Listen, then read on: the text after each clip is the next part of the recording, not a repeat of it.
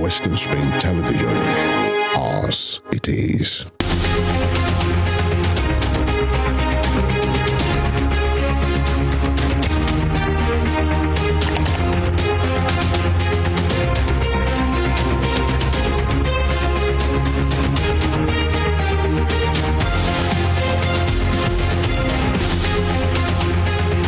Good evening and welcome to Spring Global on Western Spring Television. Now the headlines. Bandits killed divisional police officers and 4 other officers in Niger State. Death toll from earthquake in Turkey and northwestern Syria passes 29,000 as rescue efforts continue. Court in Democratic Republic of Congo sentences 7 soldiers to death for cowardice. My name is Okpayamuni. We begin in Nigeria as a divisional police officer and 4 other officers have been killed by bandits while repelling attacks on communities in Niger State. In a statement, police spokesperson in the state, Wasiu Abiodun, said the bandits attempted to invade communities in Munya and Grara local government areas. Abiodun said the officers were able to repel the attack on a market in Muya local government area on Friday and also engaged the bandits during an attack on communities in Grara local government on Saturday. He said although many of the bandits were killed, Mukhtar Sabiu, a divisional police officer in Paiko, and 4 officers also lost their lives. The police spokesperson said Commissioner of Police in the state, Ogundele Ayodiji, led a team to the location to recover the bodies of the officers. The National Drug Law Enforcement Agency, NDLEA, has arrested the General Overseer, Seraphic and Sabbath Assembly, Nodu Kenrick, a student of Emmanuel College of Theology, Ibadan, Ezeduka Udoka, and their freight agent, Mary Obasi, over alleged drug trafficking. NDLEA spokesperson Femi Babafemi announced the arrest in a social media post today. It said that the General Overseer was apprehended alongside several others over an attempt to export methamphetamine and skunk concealed in kegs of palm oil to Dubai.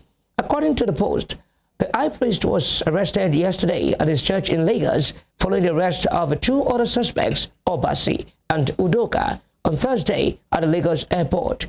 NDLEA also revealed that the agency intercepted 1,430 kilograms of cannabis in LNG truck, recovered 13 motorcycles in Cross River, and seized 1.10 kilograms crystal meth in carton wells going to London. Outside Nigeria, the death toll from the earthquakes in Turkey and northwestern Syria has gone past 29,000 as rescue efforts continue. The number of deaths in Turkey rose to 24,617 today, while more than 4,500 people have died in Syria. The United Nations says up to 5.3 million people in Syria may be homeless after the earthquakes, while nearly 900,000 people are in urgent need of hot food in Turkey and Syria. According to reports, the Syrian government has approved the delivery of humanitarian aid to quake-hit areas outside its control. Turkey says it is working to open 2 new routes into rebel-held parts of Syria. Meanwhile, rescuers pulled a 7-month-old baby and a teenage girl from the rubble today, nearly a week after an earthquake devastated Turkey and Syria and killed more than 28,000. United Nations Relief Chief Martin Griffiths said he expected death toll to at least double after he arrived in southern Turkey yesterday to assess the quake's damage. In the meantime, officials in Turkey say 113 arrest warrants have been issued in connection with the construction of buildings that collapsed in Monday's earthquake. Turkish police have already taken at least 12 people into custody, including building contractors. At least 98 people have also been arrested by Turkish security forces for reportedly looting damaged buildings and defrauding earthquake victims. Meanwhile, unrest in southern Turkey has disrupted rescue efforts. In some places, the number of people confirmed to have died in Turkey and Syria have risen to more than 29,000.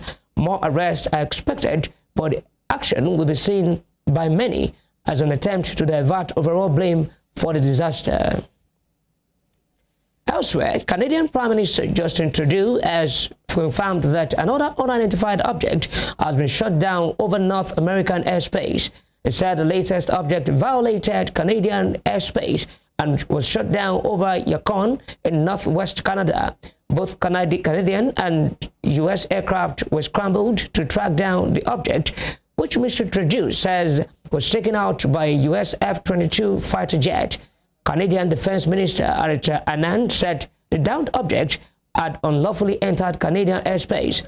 It is the third object to be shot down over North America in the last week. The American military destroyed a Chinese balloon last weekend, and on Friday, an unspecified object the size of a small car was shot down off Alaska. This was the first time that a NORAD operation has downed an aerial object. The object was flying at an altitude of approximately 40,000 feet, had unlawfully entered Canadian airspace, and posed a reasonable threat to the safety of civilian flight. The object was downed approximately 100 miles from the Canada-United States border over Canadian territory in central Yukon. Ukrainian data shows that Russian soldiers are dying in greater numbers in Ukraine this month than at any time since the first week of the invasion. The Ukrainian data shows 824 Russian soldiers dying per day in February. The figures were highlighted by the UK's Ministry of Defense.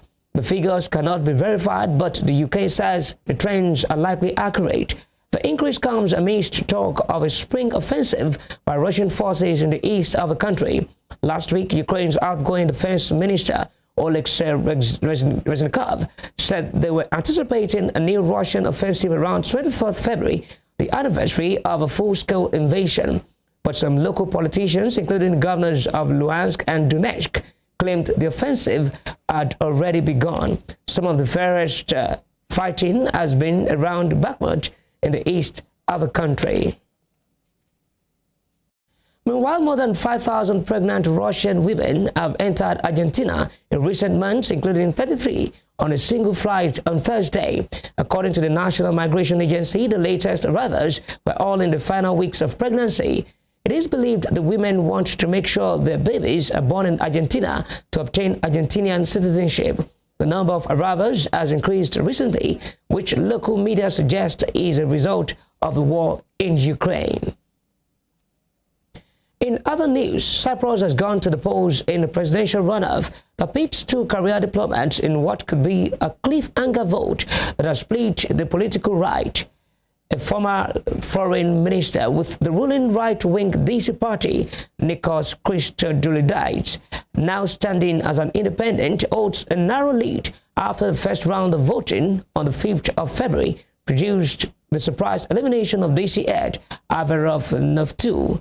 In the runoff vote today, it faces 66-year-old Andras Navroyannis, also a professed independent who was chief negotiator in peace talks with Turkish Cypriots and a former permanent representative of Cyprus to the United Nations. Polling stations will close at 6 p.m. in the race to succeed two-term Conservative President Nikos Anastasiades as head of state and government of a small European Union member country. The winner needs 50% plus one vote to succeed Anastasiades as the Republic's 8th president. You're watching Spring Global on Western Spring Television. We'll be right back after this break.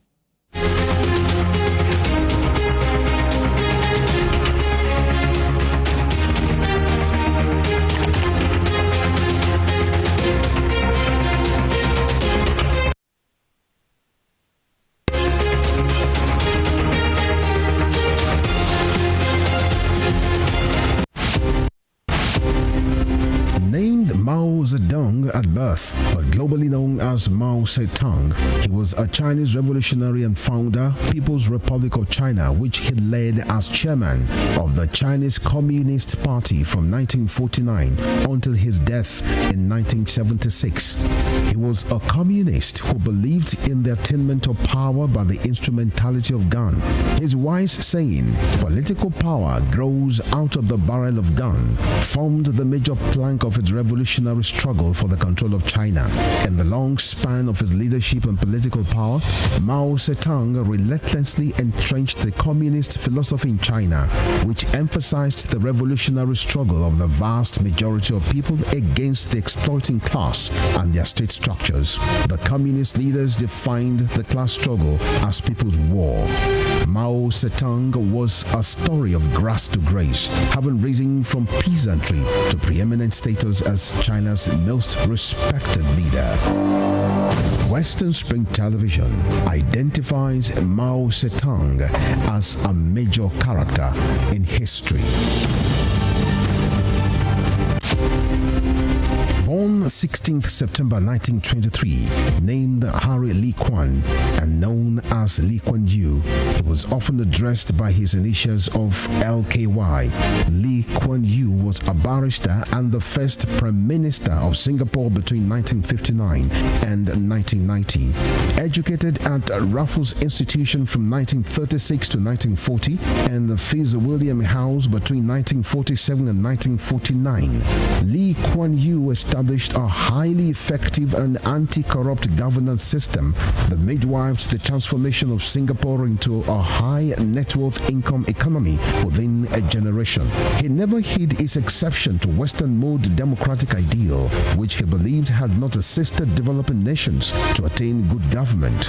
Before his death on 23rd March 2015, the People's Action Party, which he founded, had used its political influence to establish the United World College of Southeast Asia to expand his economic ideas among countries that constitute the Asian Tiger. Western Spring Television identifies Lee Kuan Yew as a major character in history. It was a Euro-American trade in slaves by which 12.5 million Africans were captured from their indigenous homelands and transported via the Atlantic to Europe and the Americas. The transatlantic slave, also known as triangular trade, was the worst form of man's inhumanity to man and the most costly in human life of all long-distance global migrations.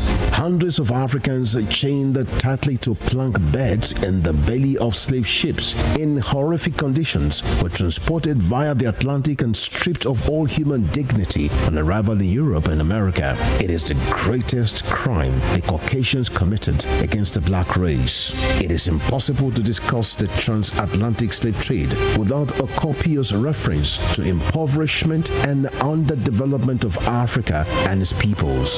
The triangular trade left the continent in ruins. Western Spring Television identifies transatlantic slave trade as a watershed event in history.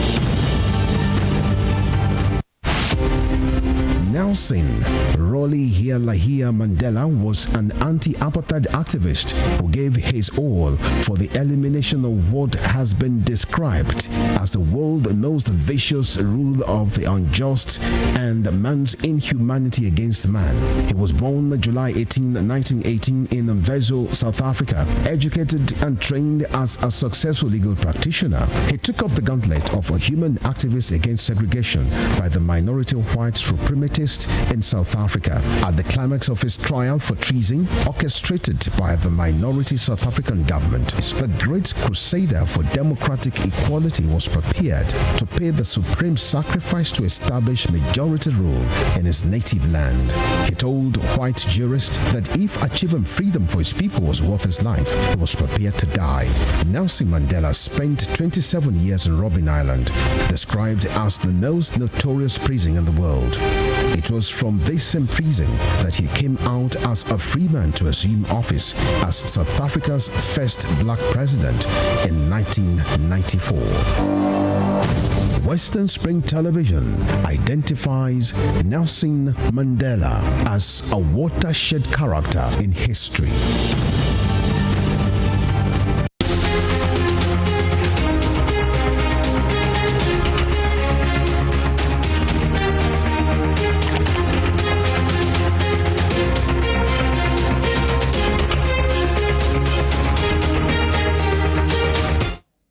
Welcome back on Spring Global on Western Spring Television. Now to the rest of the stories.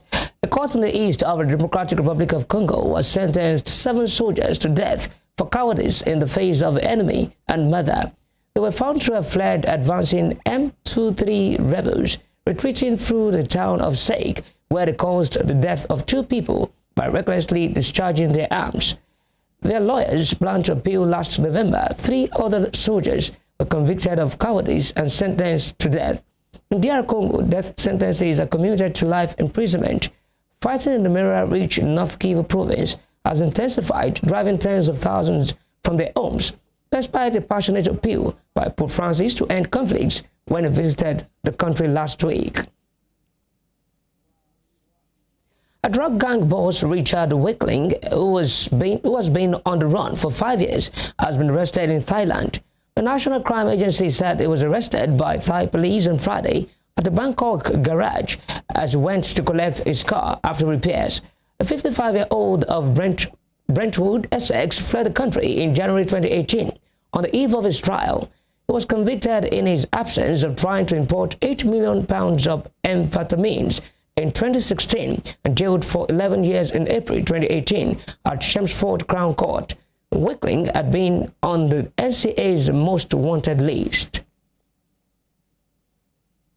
In the meantime, Pope Francis today expressed sadness and worry at the news that Roman Catholic Bishop Roland Alvarez, an outspoken critic of the Nicaraguan government, had been sentenced to 26 years in prison in the latest move against the Catholic Church and government opponents. Alvarez was sentenced on Friday after refusing to get on a flight to the United States with 222 other prisoners, all opponents of President Daniel Ortega. In addition to his prison term, Alvarez was stripped of his Nicaraguan citizenship. Speaking to the faithful gathered in St. Peter's Square for the traditional Sunday blessing, the pontiff expressed both his love and concern for Alvarez. He called on the faithful to pray for the politicians responsible to open their hearts. Le notizie che giungono dal Nicaragua mi hanno addolorato non poco e non posso qui non ricordare con preoccupazione il vescovo di Matagalpa, Monsignor Rolando Álvarez, a chi voglio tanto bene, condannato a 26 anni di carcere, e anche le persone che sono state deportate negli Stati Uniti. Prego per loro e per tutti quelli che soffrono in quella cara nazione e chiedo a voi la vostra preghiera. Domandiamo inoltre al Signore, per l'intercessione dell'Immacolata Vergine Maria, di aprire i cuori dei responsabili politici e di tutti i cittadini alla sincera ricerca della pace, che nasce dalla verità, dalla giustizia, dalla libertà e dall'amore, e si raggiunge attraverso l'esercizio paziente del dialogo.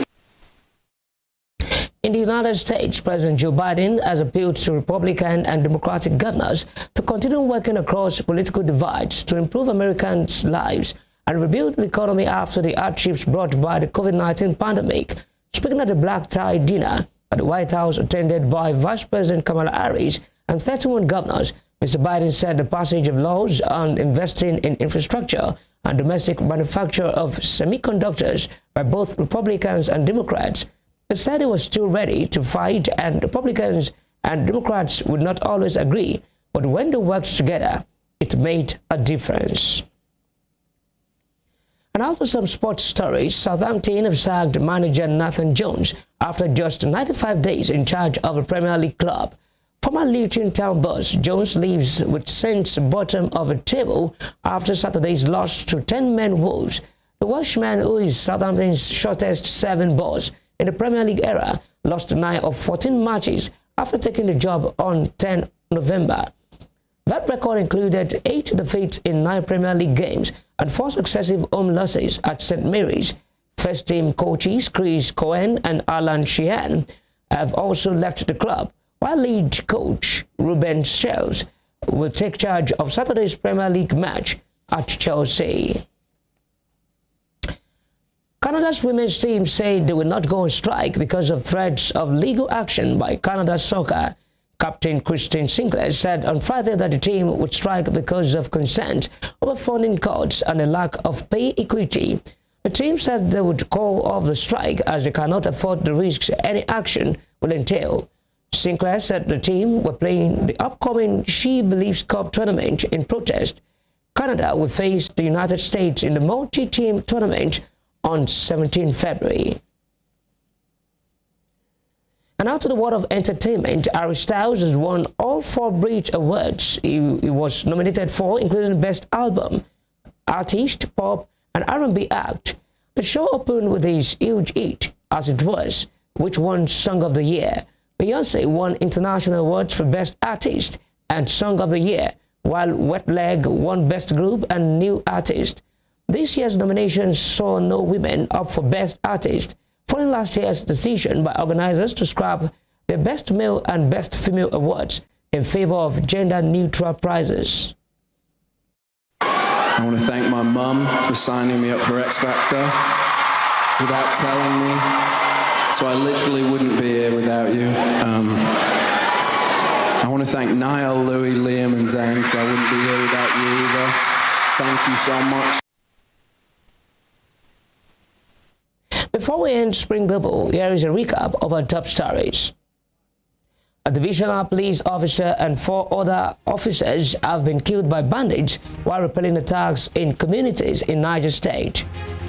Death toll from the earthquakes in Turkey and northwestern Syria has gone past 29,000 as rescue efforts continue. A court in the east of the Democratic Republic of Congo has sentenced 7 soldiers to death for cowardice in the face of the enemy and murder. You can follow us live on our social media handles on Facebook, Instagram, and Twitter at Western Spring Television. You can also watch us live on our YouTube channel at Western Spring Television. I am Okwayemioni. Thanks for watching.